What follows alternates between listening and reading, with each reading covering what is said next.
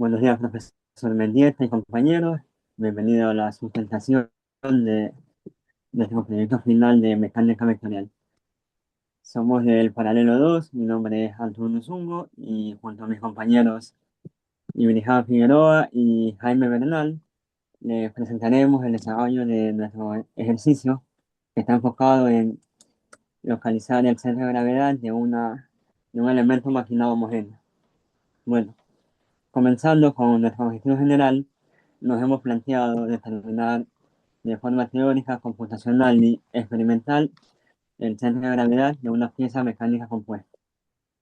Analizando minuciosamente el porcentaje de error entre estos tres métodos mm, para validar la precisión de nuestros resultados.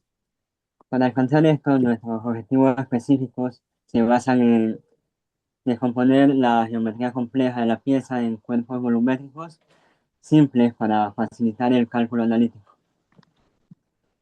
Desarrollar un script estructurado y limpio en Python para calcular las coordenadas SIM de manera computacional y cuantificar el error relativo porcentual entre el método algebraico y la simulación para evaluar cualquier discrepancia o truncamiento de decimales. Pasando al marco teórico, en la estática de sólidos, un cuerpo rígido se define como una idealización donde las partículas que lo componen permanecen a distancias fijas entre sí, sin importar las cargas externas aplicadas. Para este proyecto asumimos que nuestra pieza mecánica es completamente homogénea, lo que significa que su densidad es uniforme en todo su volumen. Debido a esta homogeneidad, el centro de masa y el centro de gravedad coinciden exactamente con el centroide geométrico del volumen. Es fundamental entender lo sutil, la diferencia entre estos conceptos antes de ver los cálculos.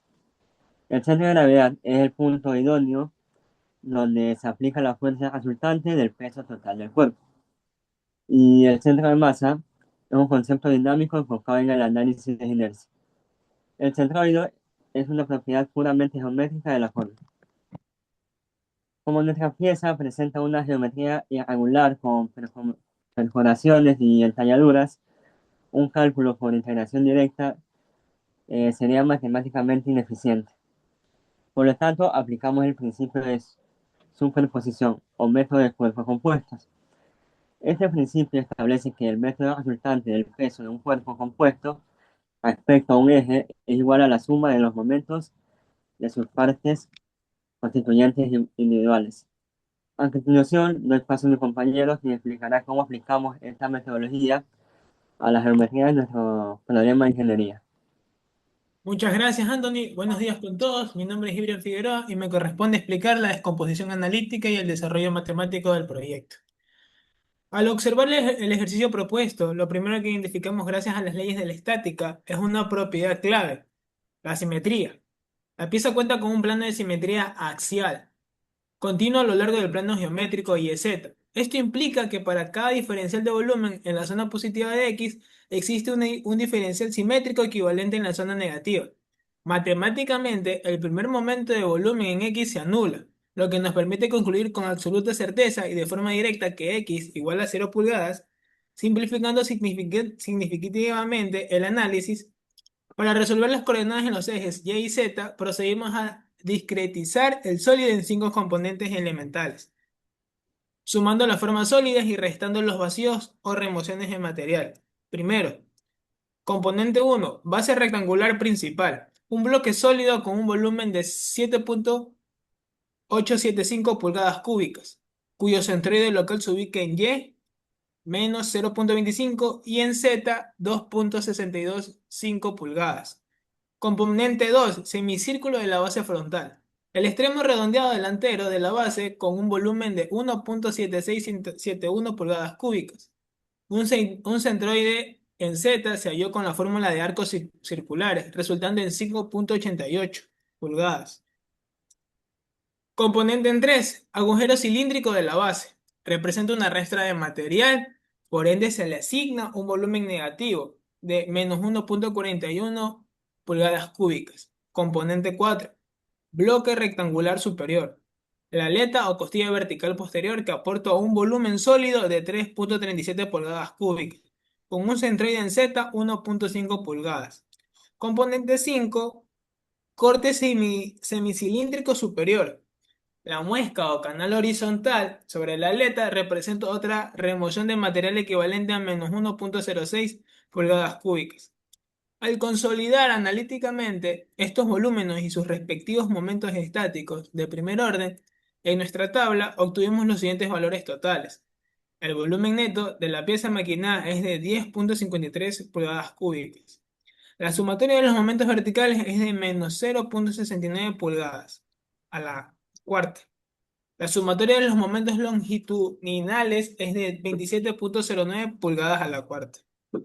Aplicando las ecuaciones fundamentales de centroides para volúmenes compuestos, nuestros resultados teóricos finales son de Y igual a -0,6 pulgadas y Z igual a 2,57 pulgadas.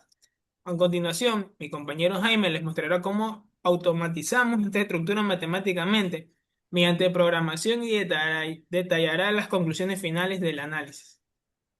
Muchas gracias, Ibrian. Buenos días, profesor y compañeros. Mi nombre es Jaime Bernal y me encargaré de exponer la implementación computacional, el análisis de errores y las conclusiones de nuestra investigación.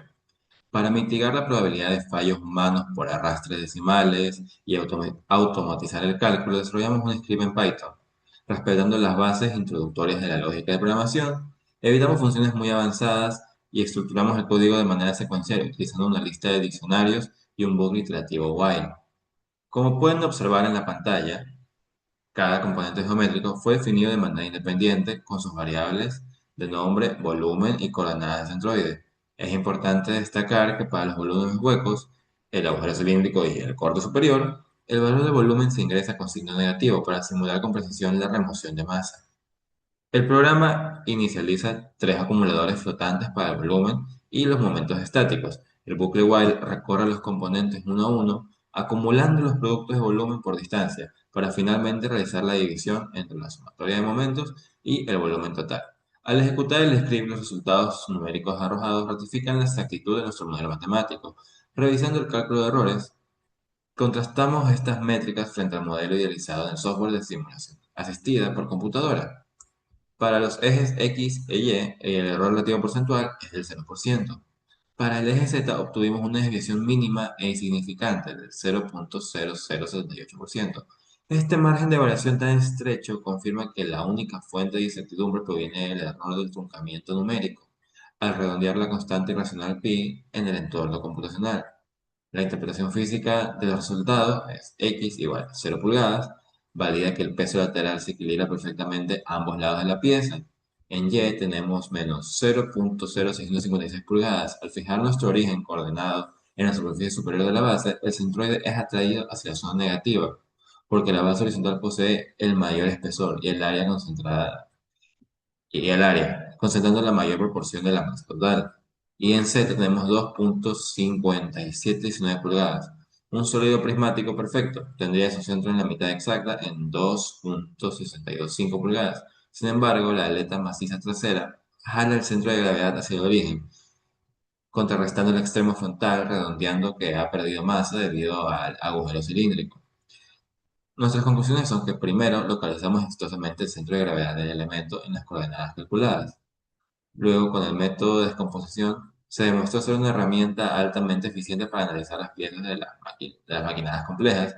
Y por último, confirmamos que la automatización del cálculo mediante una programación reduce drásticamente los errores iterativos en la ingeniería. Con esto concluimos nuestra presentación. Muchas gracias por su atención y quedamos atentos a cualquier pregunta que deseen realizar.